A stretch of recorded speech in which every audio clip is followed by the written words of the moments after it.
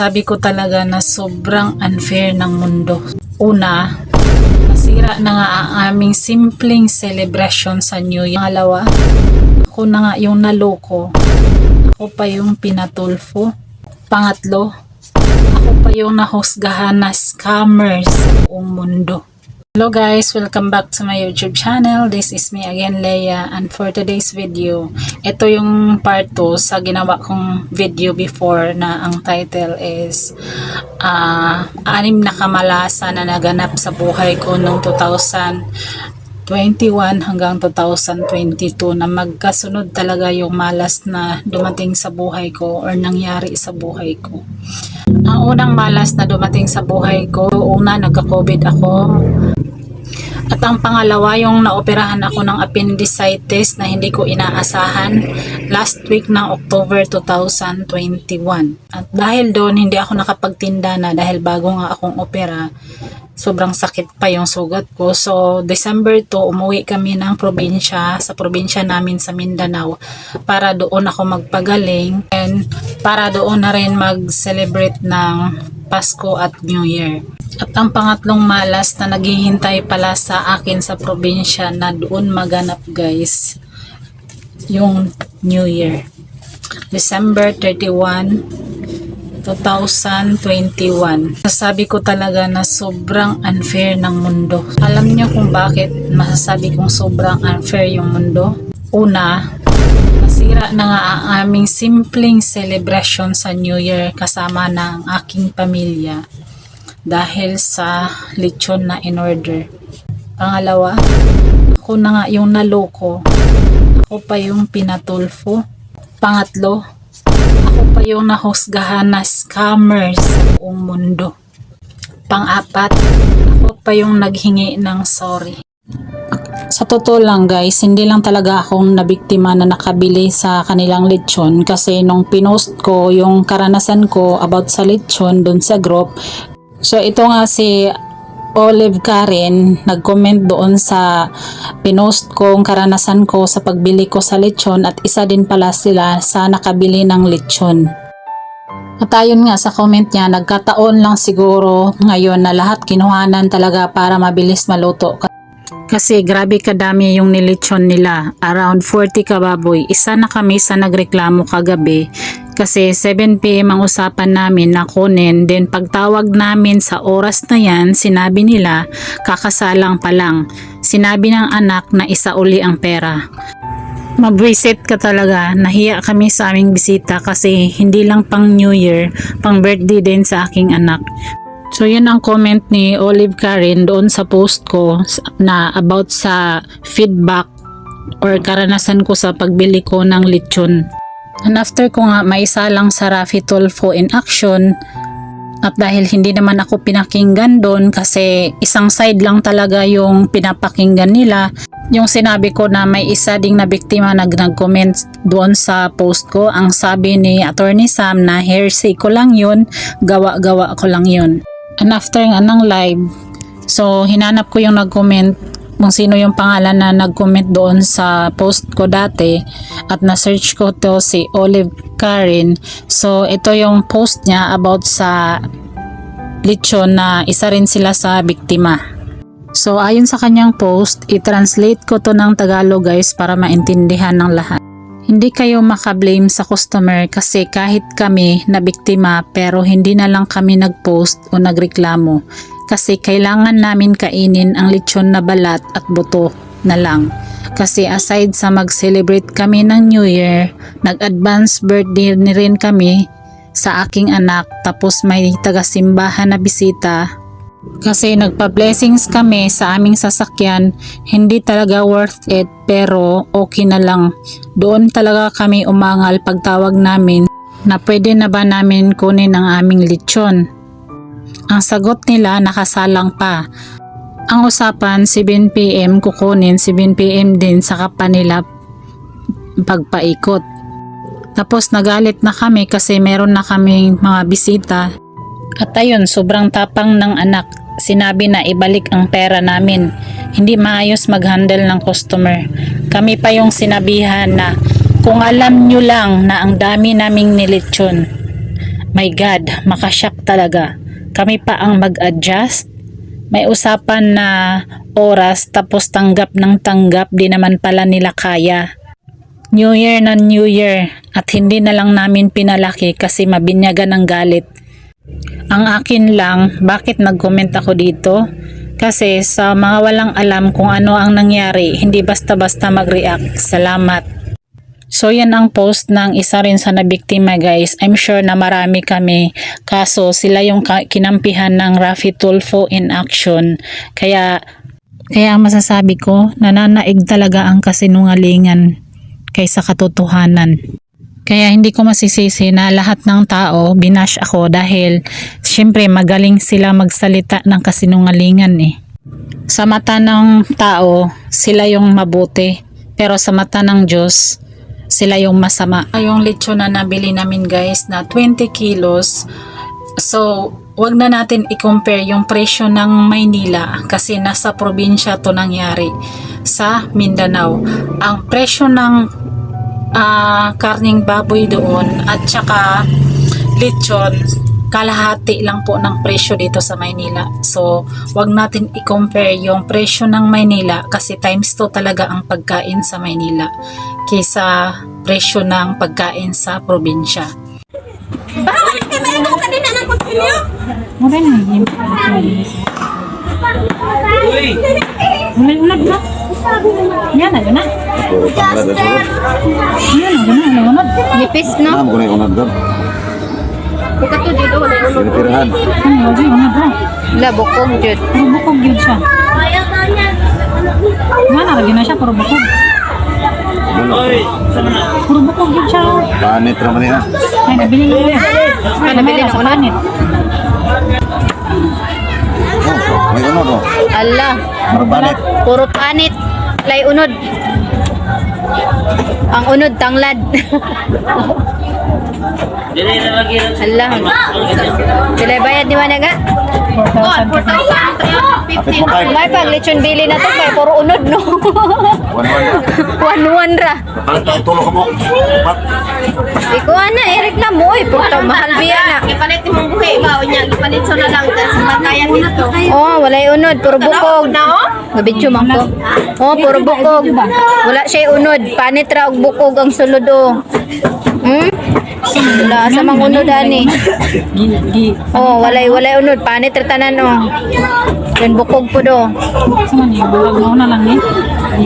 Puro bukog, sa man yung babuya, wala na yung unod. Sakit.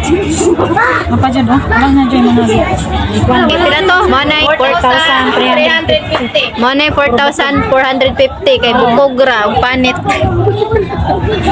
So after namin ma-chop yung lechon guys, na ganun yung bumungad sa amin na walang laman. So nag-reach out agad ako sa binilhan namin ng lechon. Hindi pa namin kinain yung lechon guys. Nag-message na ako sa aking reklamo 8:26 PM. So naghintay ako ng reply mula sa kanila. So hanggang sa umabot na lang ng 9 PM wala pa ring reply mula sa kanila. So dahil nakachop na yung lechon at gutom na kami dahil panghapunan nga namin yon. So kinain na lang namin kasi gutom na lahat guys. So anong oras na sila nag-reply? 9:50 PM. So kung kayo sa aking sitwasyon guys, katulad ng sinabi ng mga bashers, dapat binalik, hindi kinain. Kung kayo ba ang nasa sitwasyon ko guys, New Year, wala kayong maorderan iba. Alam nyo na kung New Year guys, lahat ng tao nagse-celebrate. So, una, ang palengke sarado, kahit ulam wala ka nang mabilhan. Mula December 31 ng gabi hanggang January 1 or hanggang January 3 pa. Siguro kung hindi New Year yun, binalik talaga siguro namin guys kasi una, open yung palengke. Pangalawa, ang dami mong ma-orderan online anytime, sobrang dami. Pero guys, New Year yun guys. Sino bang ma-orderan ng New Year? Lahat ng tao nagsi-celebrate ng New Year. 29 pa nga lang, wala na akong ma-orderan na lechon kaya napunta doon sa kanila. Na imbis doon ako sa in-orderan ko dati ng mga cake nung pag may birthday sa probinsya, ino-orderan ko online. Kaso, nung time na yon fully booked na, so wala silang available, kaya naghanap ako ng iba. At ayun nga, 2 hours na lang mag New Year na. So, walang naganap sa New Year namin guys. Kasi, ang ginawa nila guys, 10 PM, pinapapunta nila kami sa bahay nila para magreklamo daw para ma-solve yung problema. So, pwede namang isolve yung problema sa conversation pa lang, mag-uusap bago nila dapat papuntahin doon sa bahay nila. Kung wala namang parang ibibigay na, alam mo yung para hindi mag-feedback ng hindi maganda yung customer kasi nga may reklamo. So, ang expectation ko talaga nun guys, kaya pumunta din kami kasi ang sabi para ma-solve ang problema, pumunta daw kami ngayon na. So, pumunta kami guys para iniisip ko talaga din nun, baka bigyan kami ng 1 kilo, yung totoong lechon, 1 kilo ng laman. Yung, alam mo yung refund sa laman, hindi full refund. Kasi alam ko naman na hindi full refund dahil nga wala na. Chinap-chap na namin. So, 10 PM na, pumunta nga kami talaga doon sa kanila. Puro kami babae. So, 3 babae lang kami ang pumunta doon. Kasi syempre, pag lalaki, ayaw ng gulo, diba? Kasi, so, nag-arkila pa kami ng tricycle ng time na yun. Kasi nga, New Year na, bihira lang makahanap ng masakyan. So, ang pagdating namin doon guys, walang pag-uusap na matagal na naganap kasi wala ring sinabi na ganito para ma-solve yung problema, ganito yung gagawin mo, dadalhin mo, ibalik nyo na lang sa amin, walang ganon. Then siguro mga 1 minute lang kami nandun nung pagkasabi niya na ganon talaga yung 20 kilos, ganon lang talaga siya, walang laman. So nasabi ko na, ay ganon, wala po ba talagang refund yun? Ang ibig kong sabihin dun sa refund, hindi full refund. Siguro, mali lang talaga siguro ako ng pagkabanggit. Di ko alam kung anong term ang dapat sabihin. Discount ba or refund?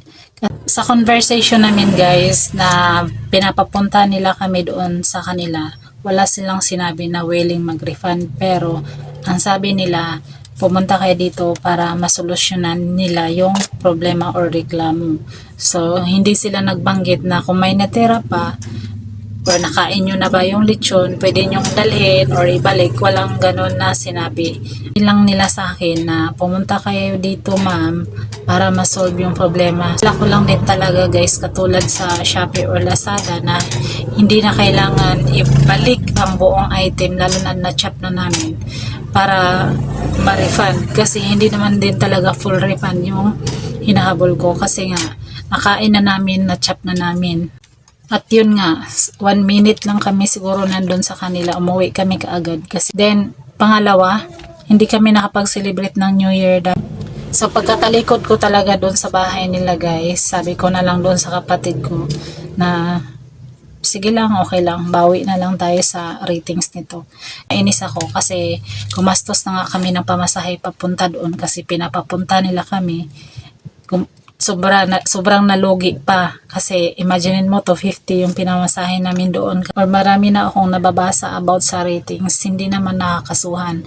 Pero sa sitwasyon ko, may kaso pala, pwedeng makulong guys pag nag-express ka ng feelings about sa nabili mo, parang shinare mo lang yung karanasan mo at yung, alam mo yung parang sobrang sakit lang sa part na yun na ikaw na yung naloko tapos pinapapunta ka pa, gumastos ka pa ng pamasahe. At ayun nga, galing sa kanila, nag-chat ulit ako.